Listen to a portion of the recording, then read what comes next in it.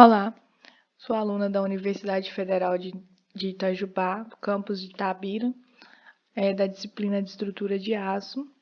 Vou falar sobre ligações entre barras estruturais em aço.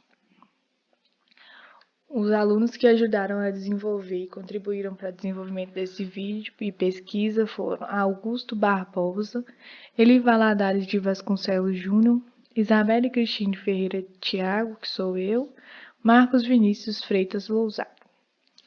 Uma breve agenda do que vou falar nesse vídeo, uma breve introdução e contextualização, uma classificação dos tipos de ligação, falar sobre os parafusos estruturais, comportamento das ligações parafusadas e aperto de parafusos, falar sobre os furos nas ligações parafusadas, a verificação dos parafusos em ligações por contato, também em ligações por atrito, depois uma conclusão e as nossas referências. Uma frase para poder contextualizar é que a ligação é o termo aplicado a todos os detalhes construtivos que promovam a união entre si ou a união com elementos externos a ela, como, por exemplo, as fundações. Nessa segunda parte que falou sobre elementos externos, por exemplo, um pilar, que liga a estrutura de aço ao chão, que é a fundação. As ligações elas são compostas por elementos de ligação como chapas e cantoneiras e meios de ligação como soldas e parafusos. A ligação ela precisa permitir a execução de maneira adequada e em boas condições de segurança da fabricação, do transporte, do manuseio e da montagem da estrutura. As ligações de barras tracionadas ou comprimidas, elas devem ser dimensionadas no mínimo para 50% da força axial resistente do cálculo da barra. E em algumas situações específicas, o dimensionamento também pode ter como base um estado limite de serviço. Isso quem regulamenta e define é a NBR 8800 de 2018. Isso está no item 6.1.1.2. Em outras palavras, as ligações elas devem ter resistência suficiente para suportar as ações atuantes e satisfazer todos os requisitos básicos que são apresentados nessa mesma NBR. Que é a capa dela, que é a BNT NBR 8800 de 2008. O tema dela é Projeto de Estruturas de Aço e de Estruturas Mistas de Aço e Concreto de Edifícios. Ela está válida a partir de 25/9 de 2008. As ligações, elas são divididas entre elementos de ligação e meios de ligação. Os elementos de ligação são todos os componentes incluídos no conjunto para permitir ou facilitar a transmissão dos esforços. E os exemplos são enrijecedores, chapas de ligação, placas de base, cantoneiras, talas de emenda e parte das peças ligadas envolvidas localmente na ligação. Já os meios de ligação são os elementos que vão propriamente promover a união entre as partes da estrutura para formar a ligação, que pode ser a solda, o parafuso, as barras redondas rosqueadas e pinos. Nós podemos dividir as ligações basicamente em 3 grupos. O grupo da solda, que é dividido entre soldagem por pressão e soldagem por fusão, que é a solda mais comum aqui no Brasil, que é feita a partir de um eletrodo que esquenta um metal que vai fazer a ligação. Provavelmente, quando a gente fala em solda, o que vem na cabeça da maioria das pessoas é esse tipo. Também o pino, que vai fazer a ligação, é só um encaixe, e o parafuso, que se divide em 3 grupos: parafuso comum, parafuso de alta resistência e o sem qualificação estrutural. A soldagem por fusão é o método mais comum. Ela consiste em a união de componentes metálicos e pode ser feito por meio da fusão de eletrodos metálicos, que é devido à alta temperatura produzida por um arco voltaico, processa também a função parcial dos componentes a serem ligados. E após o resfriamento, o metal base, que é provavelmente a barra que está fazendo a ligação, e o metal do eletrodo, que é o metal que vai fazer a ligação, vai ser a colinha, por assim dizer, ela vai se tornar um corpo único. E nesse método, os tipos mais comuns é a soldagem com eletrodo revestido, a soldagem a arco submerso, soldagem com proteção gasosa, que são dois grupos, o MIG, que é formada pelos gases hélio e argônio, e o MAG, que é formado pelos gases dióxido de carbono, oxigênio e nitrogênio. E essas vantagens da solda com proteção gasosa são duas grandes vantagens. A primeira é a alta velocidade da soldagem e a segunda é a ampla faixa de materiais que conseguem ser soldados por meio desse tipo de solda. Também temos a soldagem com proteção gasosa com eletrodo de tungstênio, que é a TIG, e a soldagem a arco com arame tubular. Também tem a soldagem por pressão, que em geral consiste na aplicação de uma tensão, nesse caso aqui da figura feita por uma marreta, em um ponto específico ou na superfície de uma peça a ser soldada, sendo assim capaz de produzir solubilização das peças mesmo na fase sólida, ocorrendo assim a união das mesmas. Aqui nós temos fotos de exemplos de ligações de solda, feitas aí, foram bem executadas e pode ver nas figuras que elas são utilizadas em diferentes áreas, né, diferentes utilizações do metal. Também temos as ligações com pino. Os pinos são conectores de grande diâmetro que trabalham isoladamente sem comprimir transversalmente as chapas. Os pinos são utilizados em estruturas fixas, desmontáveis e em estruturas móveis. Por que são em estruturas fixas, desmontáveis e em estruturas móveis? Porque é alguma coisa provisória.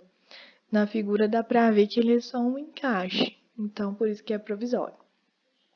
Tem os parafusos estruturais, eles são divididos em duas classes, que é os parafusos comuns, que é o tipo ASTM A307. Eles são fabricados a partir de barras redondas com resistência à ruptura de 415 MPa. E o parafuso comum aí que está apresentado na figura, ele é sextavado e o diâmetro dele é 12,7 milímetros e o comprimento de 25,4 milímetros. Aqui nessa figura agora a gente já tem o parafuso de alta resistência. O primeiro é o ASTM A325 e o segundo é o ASTM A490. Eles são fabricados, o que muda é o metal que é fabricado. Eles são fabricados em aço de médio carbono e apresentam tratamento térmico. E eles seguem, tanto ele como os outros, eles são normatizados pela ASTM. E aqui dá para ver a diferença em relação ao outro parafuso no corpo dele, que as roscas começam a surgir só pela metade no parafuso estrutura de alta resistência. Nessa imagem nós vemos as ligações por parafusos estruturais já utilizados na prática em diferentes tipos, né? Tem o parafuso aí na fundação, fazendo a ligação metal-concreto e também nas barras. Aqui nós temos as resistências de parafusos estruturais. O primeiro é o A325, em comparação com ele, com o A490. Dá para ver a diferença aí em MPa no FY, por exemplo, que o A325 apresenta de 560 a 635. Já o A490 já apresenta 895 MPa. Quando a gente olha o diâmetro máximo, a gente vê que não varia tanto, né? Às vezes o primeiro começa também em 12,7. Então já mostra que a grande diferença mesmo é o tipo de metal que ele é confeccionado. Agora eu vou falar um pouquinho sobre o comportamento das ligações parafusadas. Primeiro é as ligações parafusadas com um aperto normal ou de contato, porque são os dois tipos que existem, aperto normal e aperto com proteção inicial. As ligações com aperto normal é quando há esforços paralelos à superfície de contato e são usados parafusos comuns ou de alta resistência com aperto normal. A gente observa o seguinte comportamento. As peças conectadas, elas deslizam de forma praticamente livre e no limite da folga do furo. Ocorre o contato do corpo e dos parafusos com as paredes do furo. E os parafusos eles ficam sujeitos a cisalhamento e as paredes dos furos das chapas à pressão de contato. Esse tipo de ligação é denominado ligação de contato, que é onde os esforços transferidos de tração são transferidos entre as chapas através do apoio das chapas no fauche do parafuso e o esforço de corte na seção transversal do parafuso. Agora as ligações com aperto com proteção inicial de atrito. Quando os esforços paralelos à superfície de contato de peças conectadas são usados parafusos de alta resistência com proteção inicial, gera-se um atrito na superfície de contato dessas duas peças, que é o contato metal-metal. Então, caso não seja permitido que a ligação sofra esse tipo de deslizamento, ela é denominada ligação por atrito. Sendo assim, a ligação por atrito proporciona maior rigidez e impede a movimentação das partes conectadas, e são de particular importância em conexão submetida a esforços alternados. Agora eu vou falar sobre o comportamento força-deslocamento relativo de uma ligação constituída por parafusos de alta resistência protendido. Eles são apresentados aqui na figura e são divididos na fase A, que é a força aplicada é menor que a resistência ao deslocamento, ocorrendo apenas deslocamentos provenientes da deformação elástica das fotos, que é apresentada aqui no trecho A do gráfico. Depois, a fase B é a força aplicada supera a resistência do deslizamento e há um deslocamento brusco, por isso que o gráfico aqui está reto, no ponto B. E esse deslocamento brusco ele é proveniente da acomodação dos parafusos nos respectivos furos. Depois tem a fase C, que ocorre a deformação do conjunto em fase elástica. E então vem a fase D, que é a deformação do conjunto em fase inelástica, que é aqui depois do ponto C, e vai culminar com a falha da ligação. Uma observação importante é que a força que vence a resistência do atrito é bem inferior à força que leva a ligação à ruína, correspondente à solicitação de corte no corpo do parafuso.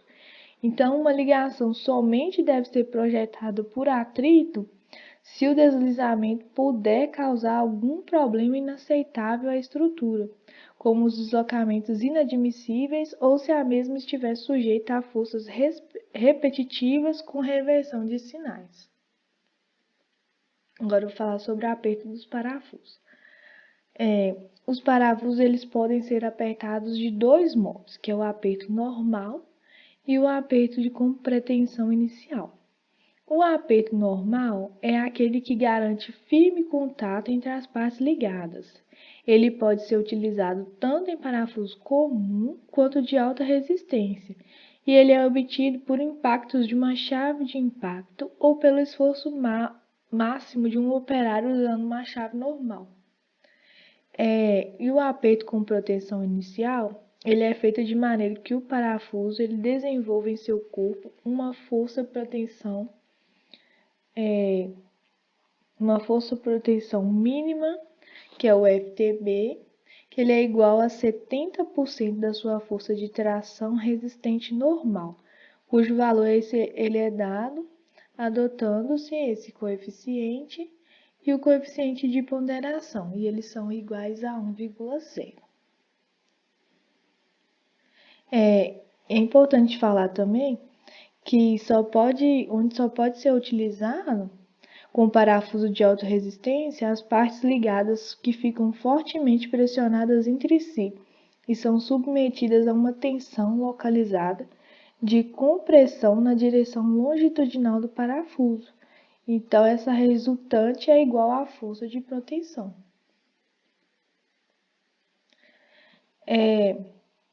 A proteção inicial dos parafusos ela pode ser aplicada pelo método de rotação da porca ou com o uso de instrumentos apropriados, como uma chave calibrada que chama torquímetro. E é obrigatório o uso de parafusos de alta resistência com proteção inicial ou soldas nas seguintes situações. Então, quando a gente fala de proteção inicial, a gente está falando de combinação, né? Parafuso mais solda. As situações em estruturas de andares múltiplos com mais de 40 metros de altura nas emendas dos pilares. Em estruturas com mais de 40 metros de altura nas ligações de vigas com pilares e com quaisquer outras vigas das quais depende o sistema de contraventamento. Em estruturas com pontes rolantes de capacidade nominal superior a 50 kN, isso no caso já é bem aplicável à nossa área da engenharia da mobilidade. Nas ligações e emendas de treliças de cobertura, ligações de treliça com pilares, emendas de pilares, ligações de contraventamentos de pilares, ligações de vigas com pilares de pórtico, incluindo reforços como mão francesas e mísulas, e ligações de peças suportes de pontes rolantes. Nas ligações de peças sujeitas a ações que produzem impactos ou tensões reversas.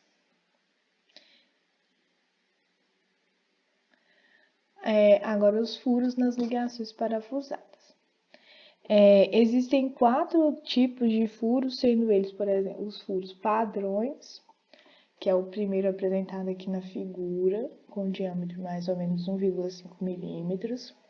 Os furos alargados, que são os diâmetros que são apresentados na segunda figura. Os furos pouco alongados, que já apresentam um tamanho aparentemente cilíndrico, e os furos muito alongados, que já são apresentados na última figura.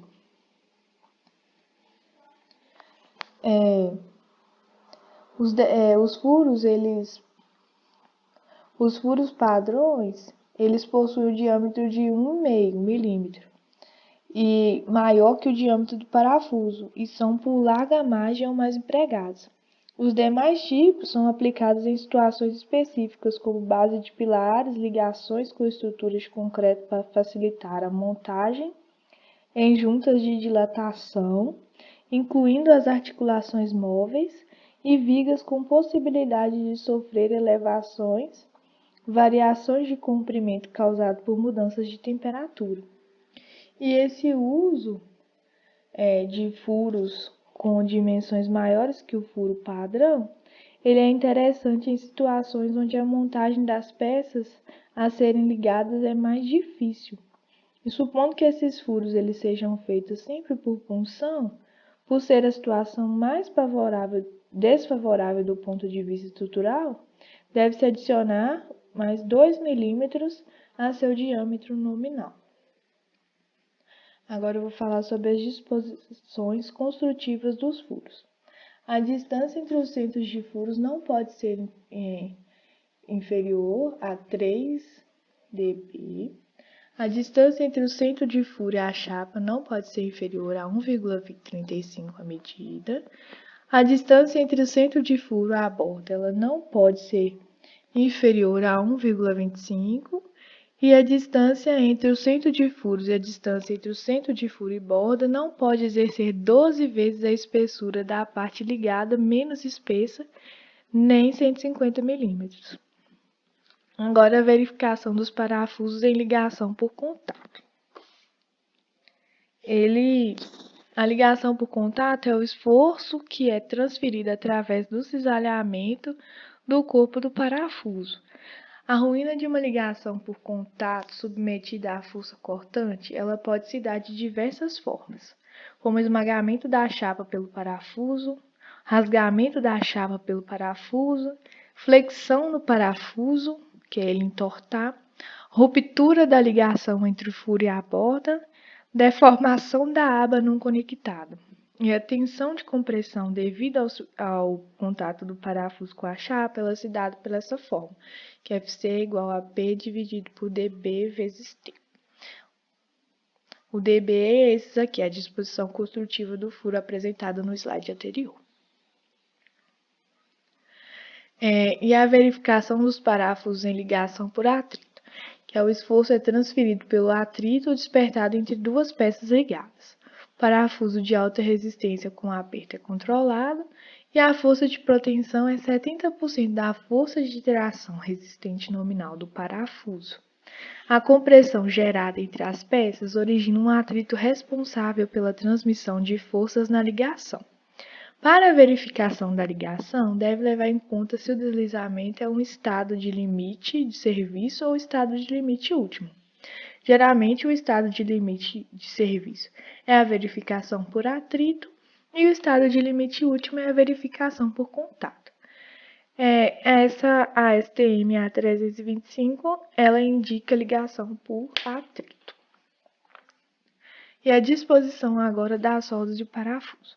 Os grupos de parafuso ou soldas situados na extremidade de qualquer barra axialmente solicitada, elas devem ter em seus centros de gravidade sobre o eixo que passa pelo centro geométrico da seção da barra, a não ser que seja levado em conta o efeito da excentricidade. As ligações elas podem ser classificadas segundo os esforços solicitantes. Os parafusos eles devem resistir ao esforço de tração, cisalhamento ou ambos, ao passo que as soldas elas devem resistir à tensão de tração, compressão e cisalhamento, ou a combinação de tensões tangenciais e normais. E elas são divididas entre cisalhamento centrado, cisalhamento excêntrico, tração ou compressão com cisalhamento. E aqui a gente vê na foto o cisalhamento centrado, nessa primeira imagem, que é apresentada aqui a compressão na solda, o cisalhamento nos parafusos, a tração na solda e o cisalhamento nas soldas. O cisalhamento excêntrico, que é o cisalhamento no parafuso devido à torção, flexão na chapa, e o cisalhamento no parafuso devido à força. Na segunda imagem tem cisalhamento na solda devido à torção e o cisalhamento na solda devido à força. Aí as setas indicam o deslocamento. Nessa imagem tem a tração centrada e a tração com cisalhamento. Na primeira imagem, tração nos parafusos e na solda e tração na chapa. Na segunda, tração nos parafusos, cisalhamento na solda e cisalhamento nos parafusos. E elas podem ser classificadas também segundo a rigidez, que é o comportamento mecânico das ligações. Ela influi sensivelmente na distribuição dos esforços e deslocamento das estruturas, tornando-se essencial o conhecimento da rigidez e da capacidade de rotação da ligação. Bom, então, diante de tudo que foi falado, nós podemos concluir que é fundamental o cálculo correto dos esforços e das cargas que as peças vão receber, porque senão pode entrar em colapso e ocorrer aquele monte de problema que já foi citado. Tem que para fazer uma escolha mais adequada, tanto na solda quanto o tipo de parafuso ou se vai ser o pino, a gente tem que conhecer o que tem no mercado, o que a gente tem disponível, fazer a adequação e também conhecer a nossa estrutura, o que ela vai suportar, a carga que ela vai suportar, e bem como a vida útil que a gente vai ter, se ela vai ser uma coisa provisória, que aí poderia ser adotado o pino, por exemplo, ou qual que vai ser a utilização. E uma coisa assim que é bem notável, que embora pareça uma coisa pequena, que é a ligação apenas, ela é essencial, para qualquer obra, para qualquer barra metálica, porque é ela que vai constituir, fazer realmente a obra sair do chão. E aqui as nossas referências. É isso. Obrigada.